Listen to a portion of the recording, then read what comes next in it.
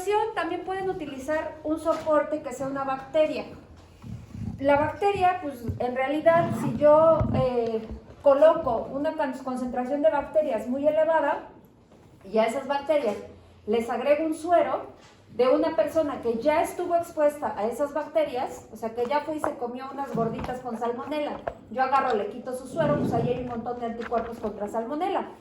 Y si yo aparte en un tubito tengo salmonela pura y le agrego ese suero a esa salmonela, pues el anticuerpo va a reconocer la salmonela y se va a pegar. Y eso va a ocasionar que debido a las concentraciones, la salmonela sirva como soporte para que el anticuerpo se pegue ahí. Y entonces lo va a aglutinar. ¿Qué es aglutinación? Pues agregación, y va a hacer que precipite y voy a observar un precipitado ahí. En este caso se considera que la bacteria es un soporte.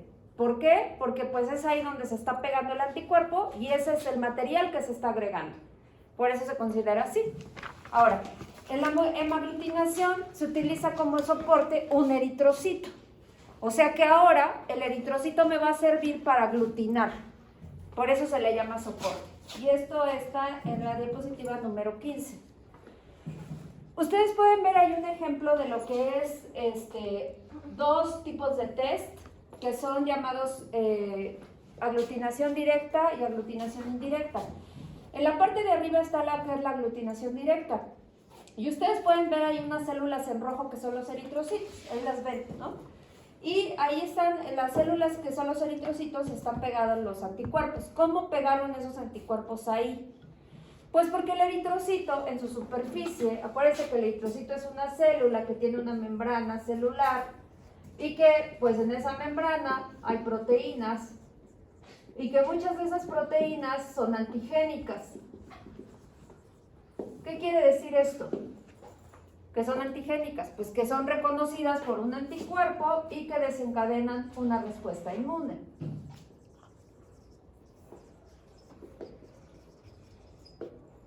Básicamente es lo que estamos viendo acá. El eritrocito tiene sus antígenos y prácticamente yo puedo agregar un anticuerpo que reconozca ese antígeno y pegar muchos anticuerpos ahí, al eritrocito. Entonces, en este caso, ¿por qué se considera que el eritrocito es un soporte? Pues porque es el eritrocito el receptor de los anticuerpos y al cual se están pegando los anticuerpos. Entonces, por eso se considera así. Bueno, ¿qué significa esto de aglutinación directa? Prácticamente lo que estamos viendo es que partimos de una muestra que tiene eritrocitos y que los eritrocitos ya fueron tratados con un anticuerpo o con un suero y a esos eritrocitos se pegaron anticuerpos, lo que están viendo aquí. ¿Ok? Ahora, ¿qué le hago a esos eritrocitos? Ahora, esos eritrocitos que ya tienen pegado este anticuerpo, obviamente lo hago a baja concentración de anticuerpo, ahora los pongo en contacto con el suero de un paciente que yo quiero saber si está expuesto a estos, que si estuvo expuesto a estos antígenos que se presentan ahí o no. Y prácticamente lo que va a ocurrir es que yo voy a tener un montón de eritrocitos acá, que ya tienen pegados anticuerpos, muchos anticuerpos, y que si yo pongo anticuerpos que reconocen a este anticuerpo, o sea, un segundo anticuerpo que es capaz de unirse aquí, ¿qué va a ocurrir? Pues prácticamente lo que va a ocurrir es que estos anticuerpos van a ocasionar la agregación de todos estos eritrocitos. Y esto va a indicar que el test es positivo. ¿Por qué? Porque tengo un anticuerpo secundario que está reconociendo al anticuerpo primario y ese anticuerpo primario ya sé que sí se pegó al antígeno que está presente en el eritrocito. ¿Esto en qué ocasiones se utiliza? Pues cuando se hacen, ¿cómo se llama? Generalmente se hacen mediciones de algún tipo de enfermedad que tenga que ver con enfermedad autoinmune.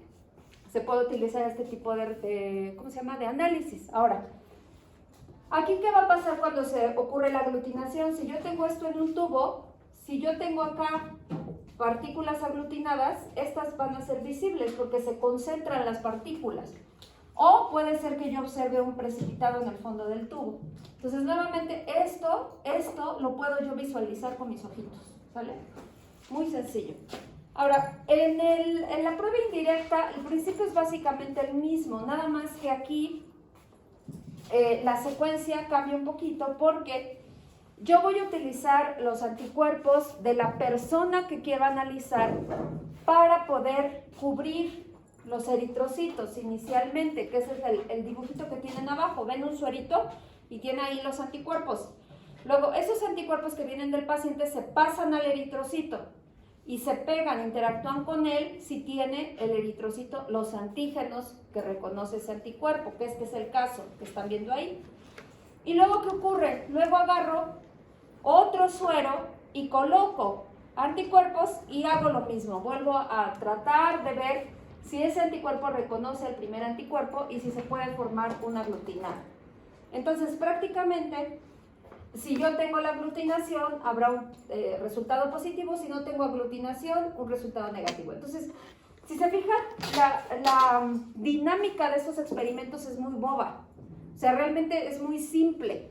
Nada más es mezclar antígeno, anticuerpo, la interacción que ocurre es aglutinación. Y si hay aglutinación quiere decir que hubo reconocimiento de ese antígeno. Y si hubo reconocimiento de ese antígeno quiere decir que hubo exposición a ese antígeno. Entonces eso es todo lo que te dice la prueba, positivo o negativo. Todas estas pruebas que hemos estado viendo hasta ahorita son cualitativas. ¿Por qué? Porque describen si hay interacción, sí o no, y ya no te dicen más. ¿Ok? Y si ven, no necesitamos ningún equipo, o sea, nada avanzado más que los anticuerpos y las muestras de las personas, y ya, es todo. Si pasan a la diapositiva que sigue, que es la 16, van a ver que una de las aplicaciones de la aglutinación directa es la identificación de los grupos sanguíneos. ¿Sí saben cuál es su grupo sanguíneo? ¿Cuál es su grupo sanguíneo? ¿Quién es O? ¿Quién es A? ¿B? ¿A? ¿B? ¿A, B? ¿A, B junto? ¿Nadie? ¿Y los demás? Creo que han de ser extraterrestres. Bueno, entonces tenemos A, B, A, B, y así le iba a poner extraterrestre. Oh, bueno, ahí tienen. Esos son los grupos sanguíneos. Ahora, ¿cómo carambas tan rápido? O sea, ven que van y le sacan una gotita de sangre y lo ponen en una plaquita. Bueno, no sé si han visto cómo determinan.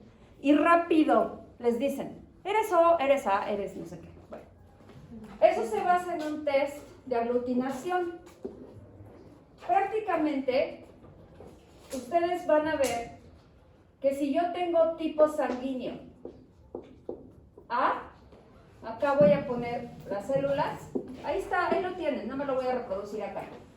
Si ustedes ven aquí los antígenos expresados por esas células de serotipo A, que son los eritrocitos, tienen una bolita. ¿Sí lo alcanzan a ver? Sí. Aquí tiene un rombito. ¿Por qué no tiene bolita? Pues porque es un antígeno diferente el que está expresado en estos eritrocitos. Ahora, eso es parte de la razón de por qué no son compatibles los grupos sanguíneos. Parte, no explica todo. Acá hay rombitos y hay bolitas, o algo así. Y por acá el O así, ¿no? Bueno, prácticamente si ustedes ven, la siguiente línea tienen anticuerpos. Y si ustedes son observadores, verán que el grupo sanguíneo A, ¿qué tipo de anticuerpo tiene? Anti-B. El grupo sanguíneo B tiene anticuerpos que reconocen a A. Este AB no tiene ninguno. Y este cuate tiene anticuerpos que reconocen a A y anticuerpos que reconocen a B. ¿Eso qué quiere decir? Esto explica todo. Las fallas de las transfusiones. Prácticamente, si ustedes ven, tenemos aquí anticuerpos que van a reaccionar. Si yo le meto un tipo sanguíneo B a una persona que es A, ¿por qué? Porque tiene anticuerpos que van a atacar esos linfocitos. Tiene anti-B. O sea que el anticuerpo va a reconocer los rombitos y se va a pegar aquí y va a matar a esos eritrocitos, les va a causar lisis. De manera homóloga, los tipos sanguíneo B, si se me ocurre ponerle sangre A, pues también, ¿no? Porque pues van a lisar por completo esos eritrocitos. Aquí, este AB no tiene ningún anticuerpo. Sin embargo, prácticamente si a mí se me ocurre ponerle sangre A o sangre B, no van a ser reactivos, ¿ok? Voy a poder hacerlo eso, si hay compatibilidad. En O, debido a que yo tengo anti-A y anti-B, no le puedo poner ni A ni B, pero ni de chiste. O sea, estos cuates, como dijo él,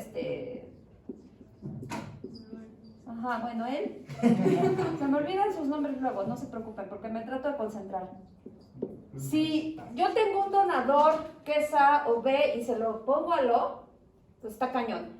Estos cuates son considerados donadores universales, pero no receptores universales, lo cual es diferente. ¿Sale? ¿Por qué sí son donadores universales? Pues porque prácticamente, si ustedes observan, las células que están aquí no tienen antígeno.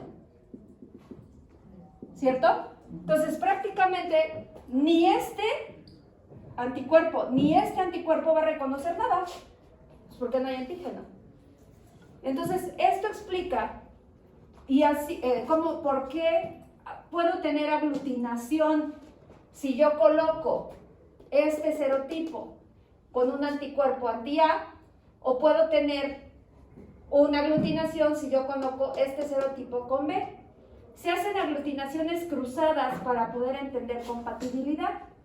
Y entonces, de esta manera, en ese test que les hacen de compatibilidad, mezclan B con A con B, AB con A y B, O con A y B, y ven cuál es el punto o cuál es la combinación en donde se produce la aglutinación. Y de ahí determinan cuál es el anticuerpo que está actuando y cuál es el serotipo. Entonces, mediante una reacción de aglutinación que es muy sencilla, y por eso pues no es tan caro hacer un grupo sanguíneo. Eso se llama hemaglutinación directa, ¿sale? ¿Preguntas con esto? ¿Ok? En la hemaglutinación indirecta, ahí tienen la figura que sigue. ¿Qué diapositiva es? ¿Quién me dice? Ajá, ok, en esa tienen ustedes un ejemplo de lo que es la hemaglutinación indirecta. Esta es un poquito más complicada porque utilizan, bueno, ahí dice hematíes, pero pues la traducción es eritrocitos. Eritrocitos que son, pues no son humanos, ¿no? Generalmente son de carnero, de borreguito. Entonces, prácticamente, ¿qué se hace? Se agarran esos eritrocitos, se extrae la sangre del corderito, se limpian, se lavan bien y luego se mezclan con el antígeno. En este caso, el antígeno que está ahí es la gonadotropina coriónica humana. De hecho tiene, bueno, gonadotropina coriónica humana. Esta es una hormona y es producida por mujeres embarazadas. Ajá. Después de creo 9 días de embarazo. Bueno, de fecundación. Prácticamente, si ustedes ven, si yo tengo un antígeno, el ejemplo que está aquí es esa hormona, y yo agarro y se lo pongo aquí a estos eritrocitos, obviamente extraje los eritrocitos del borrego, los lavé y ya luego los traté para pegarle el antígeno ahí. Entonces, estoy utilizando como soporte, ¿qué? Estos eritrocitos. ¿Para qué? Para fijar el antígeno aquí. Ahora, ¿cuál es el propósito de fijar ahí el antígeno? El propósito es después incubar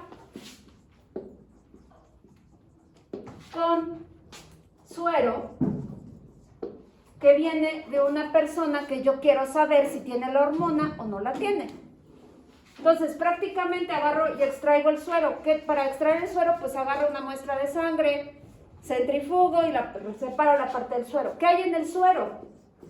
Anticuerpos.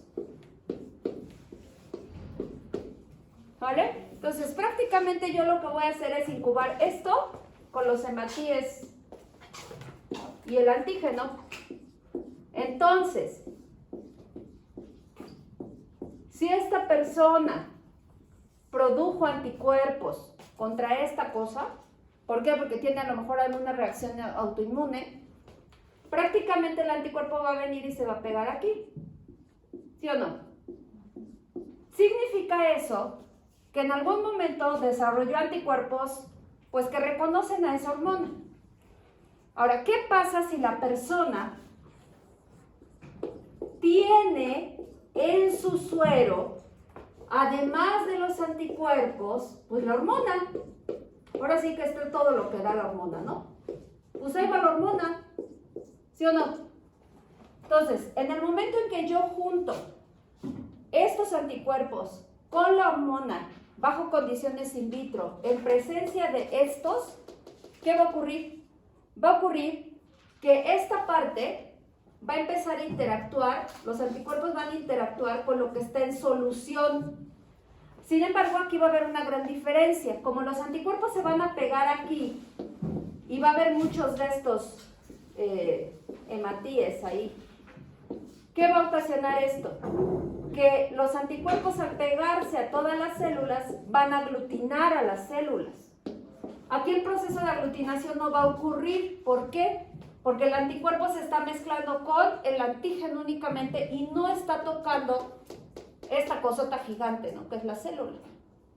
Entonces, aquí sí va a haber aglutinación, le vas a poner aglutinación positivo, y aquí no va a haber aglutinación. Este va a ser negativo, aglutinación. ¿Eso qué significa?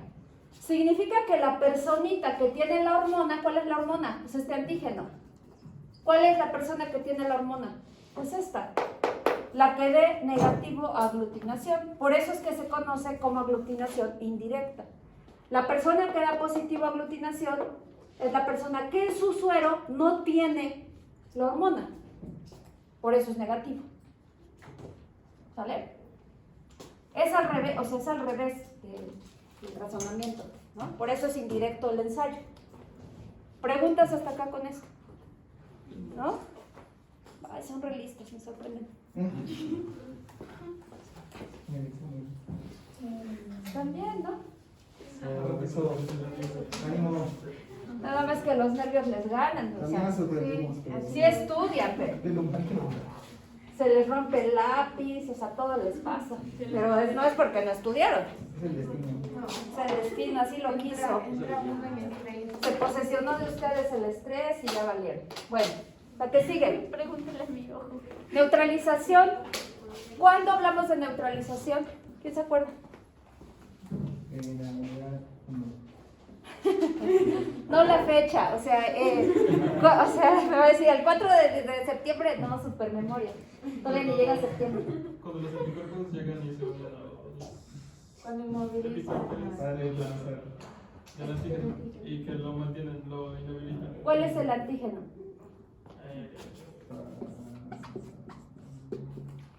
Hablamos de neutralización cuando los anticuerpos se unen a virus, ¿sale? Entonces, sí, lo tenías en la punta de la lengua. Prácticamente, si ustedes se acuerdan, leyeron un artículo. En ese artículo sobre COVID, leyeron que había una proteína Spike, que es la que ocasiona la respuesta inmunológica humoral. ¿Qué es respuesta inmunológica humoral? ¿Qué se produce en una respuesta inmunológica humoral? ¿Qué? ¿No? ¿Por ahí? ¿Esa de ahí? ¿Qué dijiste? ¿Cómo? ¿Qué proteína se produce durante la respuesta inmune humoral? Bueno, se producen anticuerpos, ¿sale? Entonces, prácticamente, esos anticuerpos que desarrollaron eran de pollito, ¿no? De chicken.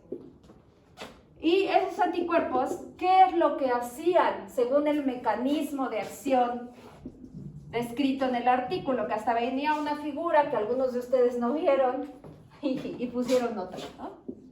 Bien bonito. Prácticamente el mecanismo que era correcto describía que la superficie de la célula, todas las células, todas, tienen receptores. Y precisamente los virus evolucionan a reconocer esos receptores celulares. ¿Para qué tienen esos receptores las células? De manera general. ¿No vieron en biología? ¿Para qué hay receptores en una célula? Para reaccionar. Para reaccionar. Ajá. ¿Pero qué? Pues no son eficaces a veces. Para transportar... Sales. Las sales se mueven por difusión fácil, difusión simple. Para transportar proteínas, carbohidratos, la glucosa se transporta a partir de un receptor y una internalización por invaginación de vesículas. Entonces, prácticamente, eso es lo mismo que utiliza la proteína Spike. Agarra y dice, ok, aquí hay un receptor, yo me voy a unir a ese receptor. Y a partir de que se une aquí la partícula viral a este receptor, manda este receptor una señal a la célula para que produzca una invaginación. Y esa invaginación permite la internalización. El virus se mueve hacia acá, se cierra esta parte y se forma una vesícula con el virus adentro bien contento. Y el virus, una vez adentro, libera su material genético. En el caso del COVID es RNA. Y el RNA va y se mete al núcleo y aquí hace de las suyas para producir más virus. Ese es el mecanismo que estaba descrito en ese artículo. Prácticamente, ¿qué hacen los anticuerpos? Los anticuerpos lo que hacen es que agarran y se unen aquí al receptor. Muy sencillo, no hay receptor porque están bloqueando. ¿Qué están bloqueando? Pues que el virus, la proteína Spike, interactúe con este receptor. Y si no puede interactuar este virus con el receptor, ¿qué pasa? ¿Qué pasa? ¿No pasa nada? Pues no se mete. Entonces, si no se mete, pues ¿qué pasa? La célula sigue feliz y contenta. No hay reproducción de más virus. Entonces este bloqueo recibe el nombre de neutralización. Ahora, prácticamente este mecanismo de neutralización, que es el que están viendo en la figura de la diapositiva, interfiere entonces con la unión de receptores de la partícula viral. Entonces ya no se puede meter el virus, block uptake of the virus, y ya no se causa ninguna respuesta inmunológica porque pues ya no hay, ¿cómo se llama? Entrada del virus. Ahora, otra cosa que puede ocurrir para neutralizar una partícula viral, que es lo que tienen en el esquema de abajo, si ustedes ven, hay varias partículas de virus unidas a anticuerpos, ¿sí o no? Sí. Pues porque esos anticuerpos reconocen ahora a Spike y se pegan ahí. Y muchos anticuerpos que están presentes causan una aglutinación de esas partículas virales. Y esa aglutinación, acuérdense que causa inflamación, activación del complemento, etcétera, etcétera, etcétera, ¿no? Entonces, tienen dos maneras. Una, bloqueo de receptores en la célula receptora. Dos, aglutinación o agregación para activar respuestas inmunológicas. ¿De qué tipo son estas respuestas? Primarias no, porque primario, secundario y terciario es producción de anticuerpo. No. ¿Cuál es el nombre correcto? Bueno, ya vimos que es una respuesta inmune humoral, pero teníamos la respuesta inmune innata y adaptativa. Esta es respuesta inmunológica innata. Sale, pasen a la página que sigue. Ahora, estos procesos de neutralización que acabamos de ver ahorita son utilizados para desarrollar inmunoensayos. Uno de los inmunoensayos pues, es llamado neutralización, así bien original. Entonces, pues, ¿qué va a pasar en ese ensayo? Muy sencillo. Lo mismo que acabamos de ver ahorita, pero in vitro. O sea, se que come. Tenemos una placa. Esa placa tiene pocitos, huequitos, hoyitos, como le quieran llamar. La placa generalmente es de poliestireno. Y en ese pocito se agregan los virus. Y aparte de agregar los virus, acá les dibujo ahí el virus, agregamos anticuerpos, pero además agregamos células con su núcleo, ¿no? Parece un huevo estrellado, pero bueno. Entonces, tres cosas: virus, anticuerpos, células. ¿Qué va a pasar aquí? Tenemos dos opciones. Uno, primera opción, que el virus